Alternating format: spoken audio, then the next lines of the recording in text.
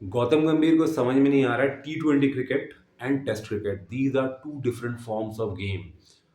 Test cricket is the real version of cricket. उसमें जो है कंसिस्टेंसी मैटर करता है। गौतम गंभीर ने एक फॉर्मूला अपनाया है कि T20 क्रिकेट में वो फ्लोटर पोजीशन खिलाएंगे। इसका मतलब ये है कि उनके ओपनर्स जो है फिक्स्ड रहेंगे, बाकी सारे जो पोजीशन है उसको वो ऊपर नीचे करते रहेंगे। और वही फॉर्मूला से इंडिया जीतता भी आया है, मैं इनकार नहीं करने वाला हूँ। लेकिन लेकिन test cricket is totally different, क्योंकि test cricket is the real cricket. उसमें जो है आपको खिलाड़ियों को बनाना पड़ता है, एक पोजीशन में खिला खिला के उनको जो है एस्टैब्लिश करना पड़ता है, उनको जो है पक्की जगह देने पड़ते हैं, और उनको ये समझना पड़ता है कि उस पोजीशन में आके उनका क्या रिस्पॉन्सिबिलिटी है। अगर आप टेस्ट क्रिकेट में पोजीशंस ऊपर नीचे करेंगे गौतम गंभीर जी, तो इंडिया कभी भी जो है वर्ल्ड टेस्ट चैंपियनशिप तो छोड़े, घर के सीरीज भी नहीं जीत पाएंगे। और वही हो रहा है। देखिए, घर में जो है हम सीरीज खेल रहे हैं, लेकिन 200 रन बनाना हमारे लिए मुश्किल हो गया, इंडिया के लिए बेहद मुश्किल हो गया। Even in the first test आपने देखा कि 200 रन नहीं बन रहे थे, इस मैच में भी 200 रन नहीं बन रहे। और जहां के आप देखिए, साउथ अफ्रीका जो फॉरेन टीम है वो 500-500 रन लगा रही है। क्या हुआ ऐसे सडनली, क्या हुआ है जब से विराट कोहली, रोहित शर्मा गए हैं, गौतम गंभीर एज अ कोच आए हैं, टेस्ट क्रिकेट की ये हालत क्यों है? अब वो सारा कुछ डिस्कस करेंगे, और ये भी डिस्कस करेंगे कि कल क्या पॉसिबिलिटीज है। टेस्ट क्रिकेट है कल, south Africa versus India, fifth day है, सेकेंड टेस्ट। और 90% मेरे ख्याल से चांसेस है कि इंडिया जो है हारने वाली है ये मैच। लेकिन 10% चांसेस फिर भी है कि एक रे ऑफ होप है कि कहीं कोई एक पार्टनरशिप लग जाए, एक फाइट बैक हो जाए, तो इंडिया शायद ड्रॉ कर जाए। तो स्टार्ट करने से पहले अगर चैनल में नए हैं तो चैनल को सब्सक्राइब जरूर कीजिए।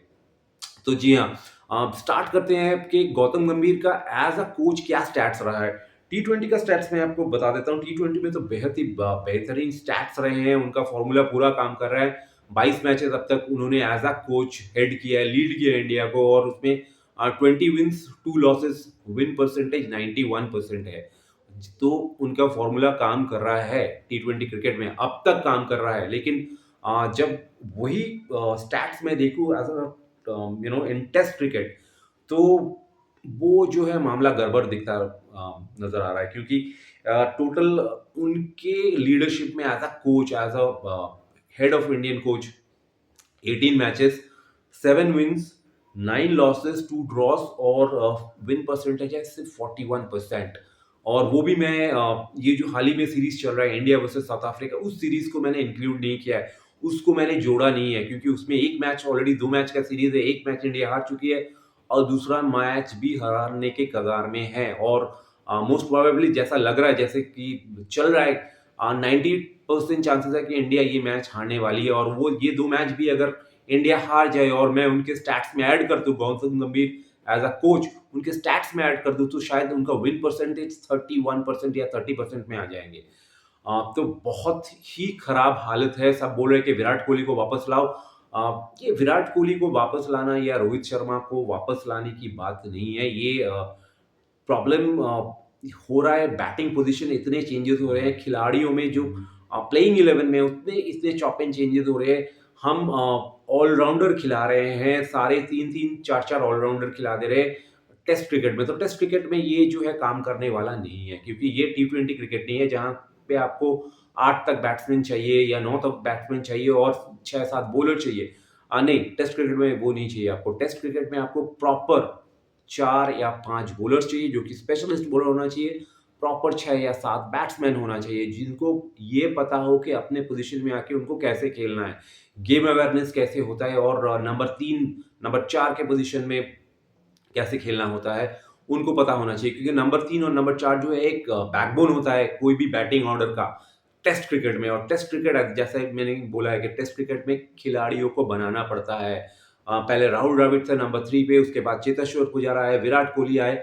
सो ऐसे कई खिलाड़ी आप देखेंगे, क्योंकि उन्होंने उस पोजीशन पे साल भर साल खेलते आए हैं, 100 मैचेस, 50 मैचेस उसी पोजीशन पे वो खेले हैं, तब जाके वो इतने बड़े खिलाड़ी बने हैं। लेकिन यहाँ पे देखा जा रहा है गौतम गंभीर जो फॉर्मूला अपना रहे हैं, वो बिल्कुल ही काम नहीं करता है और काम नहीं करेगा, क्योंकि test cricket is different. Test cricket में आप एक दिन में हीरो नहीं बन सकते, और टेस्ट क्रिकेट में आपको कंसिस्टेंटली परफॉर्मेंस करने के लिए उसी पोजीशन पे आपको खेलना पड़ता है। ताकि आपको पता चले उस टाइम पे जो बॉल आ रहा है उसमें कितना सीम हो रहा है, कितना उसमें स्विंग हो रहा है, वो सारा आपको प्रैक्टिस होना चाहिए खेलते-खेलते, तभी जाके आप एक पोज़ीशन पे बड़े खिलाड़ी बनते हैं। लेकिन इंडिया बहुत सारे चॉपिंग चेंजेस कर रहे हैं, 3 ऑलराउंडर खिलाए हैं इसमें भी।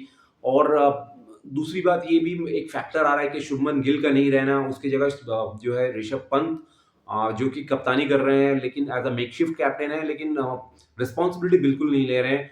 और जैसे ही हमारे ओपनर्स आउट हो जा रहे हैं, उसके बाद तो ऐसा लग रहा है कि लाइन लग जा रहा है, किसी को खेलना ही नहीं आ रहा है। अब ट्रैक ऐसा बिल्कुल नहीं है। आप अगर ये गुवाहाटी का ट्रैक देखेंगे, आपने अगर मैच देखा होगा, आपको पता चलेगा कि यहाँ पे भाई जो बाहर की टीम है, जो साउथ अफ्रीका की टीम है, जो अभी पाकिस्तान से हार के आए हैं, वो आके 500-500 रन बना रहे हैं और हमारे बैट्समैन अपने होम ग्राउंड में, अपने ओन कंडीशंस में रन नहीं बना पा रहे हैं। आई थिंक मेंटल भी कुछ प्रेशर आया है, क्योंकि फर्स्ट टेस्ट हार गए हैं। सेकंड टेस्ट में ऑलरेडी शुभमन गिल बाहर थे, अंडर प्रेशर है। ऋषभ पंत और बाकी बैट्समैन भी अंडर प्रेशर है। नए बैट्समैन है, साई सुदर्शन आ गए हैं नंबर 3 पे, कभी वो नंबर 3 पे वो खेल रहे हैं, कभी मैं देख रहा हूँ वाशिंगटन सुंदर खेल रहे हैं नंबर 3 पे।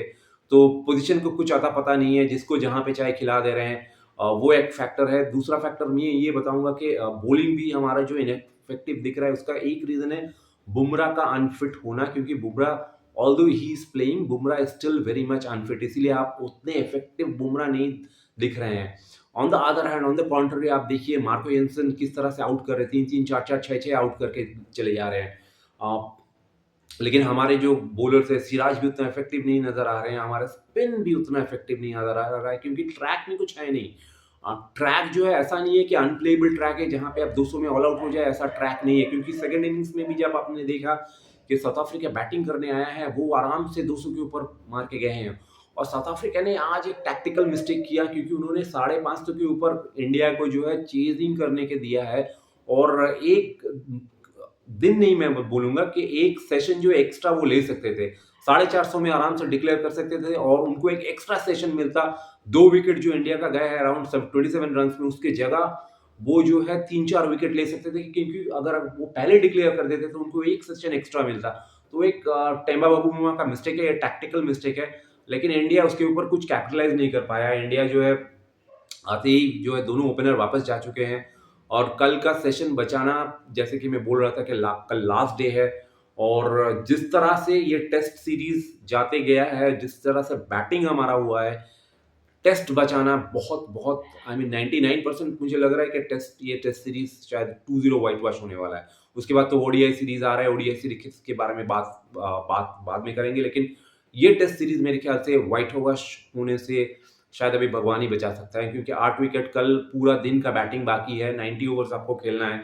अगर 90 ओवर्स नहीं भी खेल नहीं हुआ, क्योंकि बैड लाइट के कारण 10 ओवर रोज मैं देख रहा हूँ वेस्ट हो रहा है, 10 से 5 ओवर वेस्ट हो रहा है। अगर 80-85 ओवर्स भी खेलना पड़े, फिर भी बहुत ज्यादा डिफिकल्ट होने वाला है इंडिया को ये टेस्ट मैच बचाना।